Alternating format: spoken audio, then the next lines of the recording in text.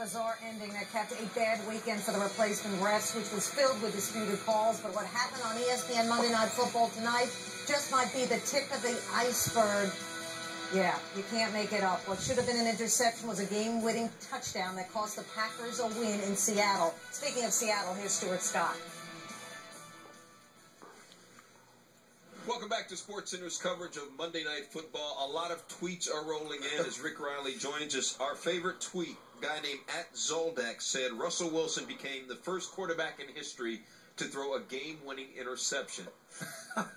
There are a lot of good ones. Rick Riley joins us now. Rick, you were in the locker rooms. I'm sure this was the talk of your conversation. Wow, I've been in a lot of locker rooms. I've never seen a scene like this. We were trying to talk to some players, and suddenly this huge roar went up in the Green Bay locker room, and towels started flying. They were watching the replay, and it was the first time most of them had seen it, and they were swearing, throwing, and I was talking to M.D. Jennings at the time, and he said, "What's all that?" And I said, "They probably just watched the replay." I talked to Aaron Rodgers, said it was the most bitter defeat of his career. He said it was awful, and then for them to look at the replay and still call it a touchdown, he said that sucks. Raji said there should be an asterisk on the game. Talked to Jennings. He said, I had total control of the ball. He said, I was pinned to my chest. He had maybe one arm on it. And he said, I was shocked to look up and see one ref signaling touchdown and the other signaling touchback, which is the whole era of replacement refs. I think that symbolizes it. One touchdown, one says touchback. So, fellas, is this finally the straw that broke Dell's back? Is he finally going to say enough's enough? We'll see how stubborn he is, because I can't see how it isn't.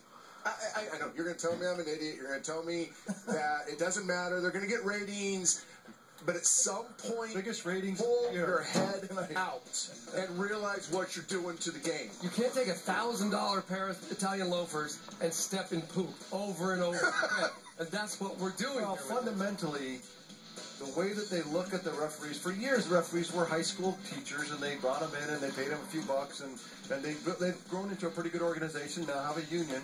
But I think there's people in the league office that truly believe that they're a commodity, as proven by trying to bring in these guys, and a huge effort to bring in people from Division III and other AIA and others. They have so I'm just telling you, there's a fundamental belief that it's a commodity.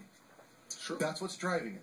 And there's a fundamental belief amongst many in the NFL and many in the competition committee and many who love the game know that this is the wrong way to go, and that not only should we settle with the refs, but we need to get the refs in full time. Make them faster, stronger, more able to cover the ground so they get the calls right.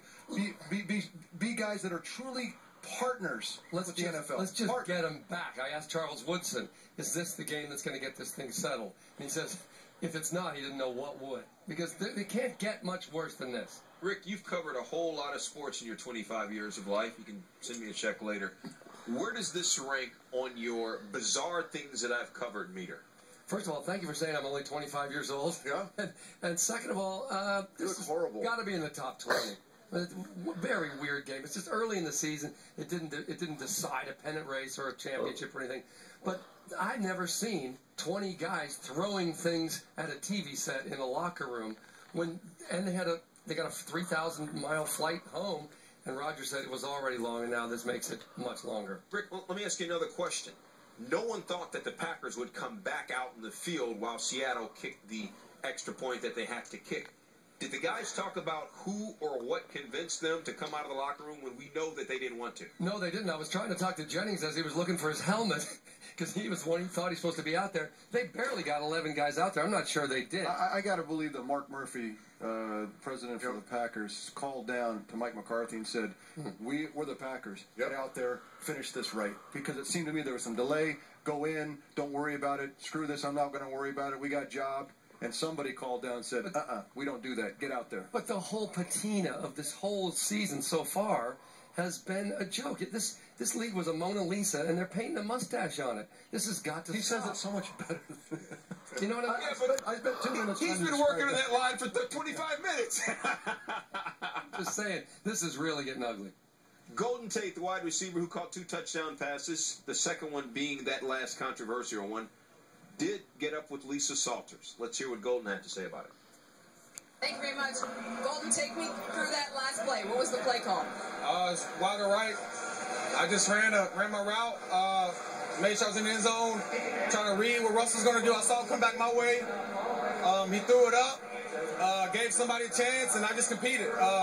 That's our theme around this program, compete, always. It's never over. And that was what I did. I just wanted to play. I played through for God, one, and for my team.